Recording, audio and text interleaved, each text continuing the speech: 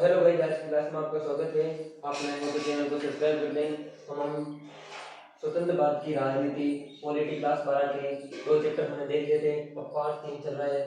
Chapter number 3 नियोजित विकास की राजनीति, जो भारत देश के लिए तीसरी सबसे बड़ी चुनौती थी। हम इसे पूरी किताबें जो भी कवर हो जाएगी इस प्रश्नों से आपके।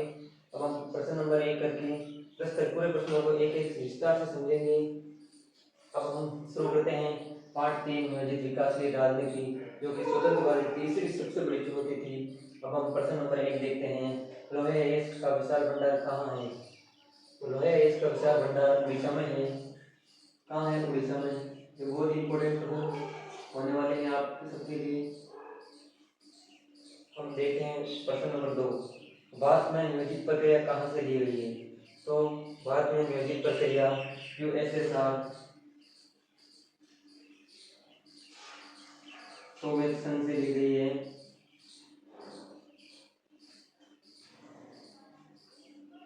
अब प्रश्न नंबर 3 देखते हैं। दो आपको दोनों बता दिए। प्रश्न नंबर योजना आयोग से आप क्या समझते हैं? तो योजना आयोग जो नियोजित विकास की राजनीति में तीसरी सबसे बड़ी चुनौती थी कि भारत में विकास कैसे करें, उसके लिए योजना आयोग की स्थापना हुई 15 मार्च 1950 को योजना आयोग की स्थापना करके योजना बनाने के लिए योजना आयोग। लेकिन ये बात संविधान में नहीं लिखी हुई है। यह एक कार्यकारी वैधानिक संस्था है और इसकी शुरुआत 15 मार्च 1950 को हुई थी। और इसमें पंचवर्षीय योजना, हर 5 वर्ष में पंचवर्षीय योजना का अनुमोदन किया गया। हर 5 साल के लिए एक एक पंचवर्षीय योजना। आज तक कुल 12 पंचवर्षीय योजनाएं चलाई गई है। और वर्तमान में तत्कालीन प्रधानमंत्री श्री नरेंद्र मोदी ने योजना आयोग के स्थान पर 1 जनवरी 2015 से नीति आयोग की स्थापना की। जो वर्तमान में प्रभावी है। नीति आयोग की स्थापना की। अब हम प्रश्न नंबर 4 देखते हैं। बॉम्बे प्लान क्या है? तो बॉम्बे प्लान 1944 में एक संयुक्त प्रस्ताव पारित हुआ। उसमें नियोजित विकास के लिए बॉम्बे प्लान, जिसे हम बॉम्बे प्लान जानते हैं, उसमें नियोजित विकास करने के लिए एक प्रस्ताव पारित हुआ।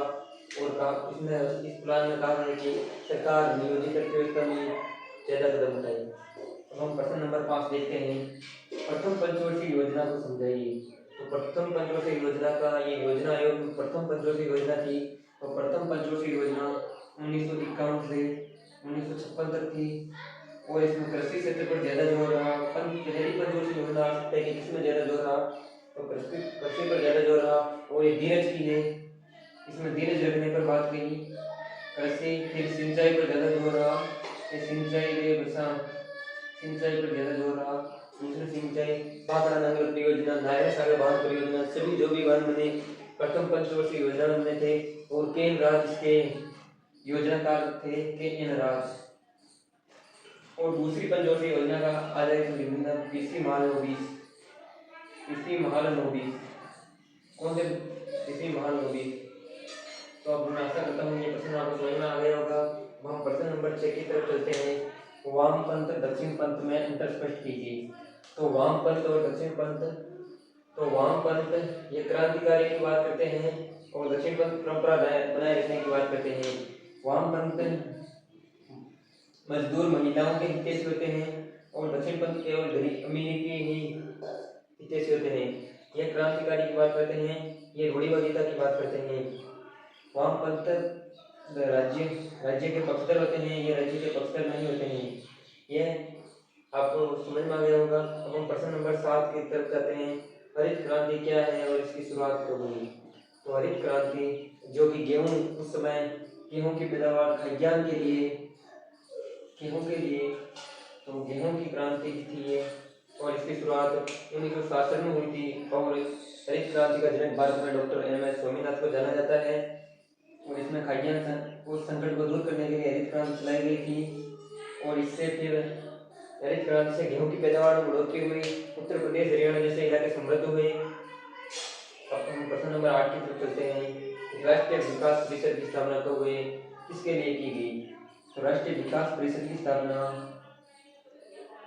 जो राज्य के मुख्यमंत्री है, राज्य के सीएम है, उन्हीं के लिए, उन्हें भी इस योजना आयोग का सदस्य बनाया जाए, इसके लिए 6 अगस्त को हुई थी। 6 अगस्त 1952 को हुई थी।